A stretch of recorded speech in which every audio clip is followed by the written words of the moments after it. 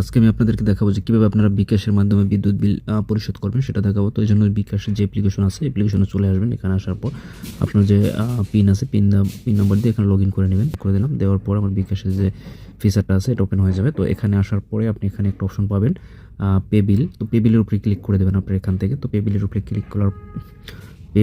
Click করার পরে আপনার সামনে এরকম আসবে। এরকম আসলে এখানে দেখবেন যে আপনি যদি আগে বিল পরিশোধ করে থাকেন সেক্ষেত্রে আপনার অ্যাকাউন্টটা অ্যাড করা থাকবে। তো আপনি সেক্ষেত্রে আপনি অ্যাকাউন্টে প্রবেশ করেই কিন্তু সাথেই কিন্তু আপনি বিলটা আপনি পে করে দিতে পারবেন।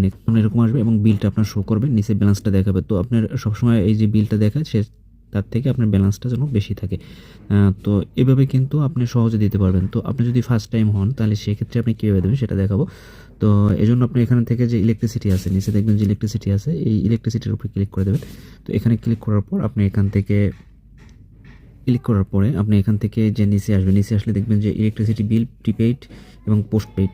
তো আমরা যারা বাসাবাড়ির বিল দিয়ে থাকি তারা কিন্তু এই যে পোস্টপেইড যেটা, এটাতে ক্লিক করে দেবেন। এই যে পোস্টপেইড, তো এই পোস্টপেইডের উপরে আমি ক্লিক করে দিলাম। দেওয়ার পর আমি এখান থেকে এসএমএস নাম্বার বলতে আপনার যে একটা নাম্বার থাকবে, আপনার এসএমএস নাম্বার যেটা আপনার বিলের উপরে লেখা থাকবে, তো ওই এসএমএস নাম্বারে আপনি ক্লিক করে দেবেন বা এসএমএস নাম্বারটা আপনি এখানে দিয়ে দেবেন। প্রসেস টু পে এটাতে ক্লিক করে দেবেন।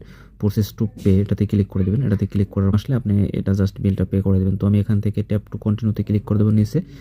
নিচে ট্যাপ টু কন্টিনিউতে ক্লিক করে দেবো। ট্যাপ টু কন্টিনিউতে ক্লিক করার পরে তো আপনাদের এখানে একটু দেখায় যে আপনারা এখান থেকে যে মাসটা কিন্তু সিলেক্ট করে নিতে পারবেন, আপনি যে মাসের বিলটা দেবেন সেটা। তো এখান থেকে তারপর যদি আপনার কুপন থাকে বা কোনো কোড থাকে সেটা দিয়ে আপনি কিন্তু বিদ্যুৎ বিলটা কমাতে পারবেন। তো আমার এগুলো আমার প্রোমো কোড নাই বা কুপন কোড নাই, তো এই জন্য ট্যাপ টু কন্টিনিউতে ক্লিক করে দিলাম। নিচে ট্যাপ টু কন্টিনিউতে দেখালে আপনি এখান থেকে ব্যালেন্সটা দেখে নেবেন যে আপনার ব্যালেন্স আছে কিনা। ব্যালেন্স থাকলে আপনি এখান থেকে ট্যাপ টু কন্টিনিউ নিচে ক্লিক করে দেবেন। দেওয়ার পর আপনি এখানে পিন নাম্বারটা দিয়ে নেবেন। এখান থেকে কনফার্ম পিনে ক্লিক করে দেবেন। দেন আপনি নিচে দেখবেন যে tap and hold for pay, এটাতে ক্লিক করে দেবেন।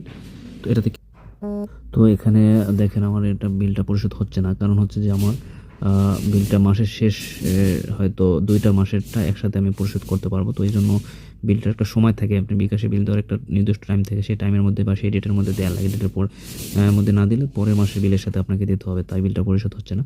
তো আমার যেহেতু বিলটা পরিশোধ হচ্ছে না, আমি পরের মাসে দেবো। তো এইভাবে জাস্ট সেম ওয়েতে কিন্তু আপনি বিলটা এখানে দিয়ে দেবেন। দেওয়ার পর আপনি এখানে সাকসেসফুল চলে আসবে, আপনার টাকাটা কেটে নেবে, আপনার বিলটা পরিশোধ হয়ে যাবে। ধন্যবাদ সকলকে। আজকে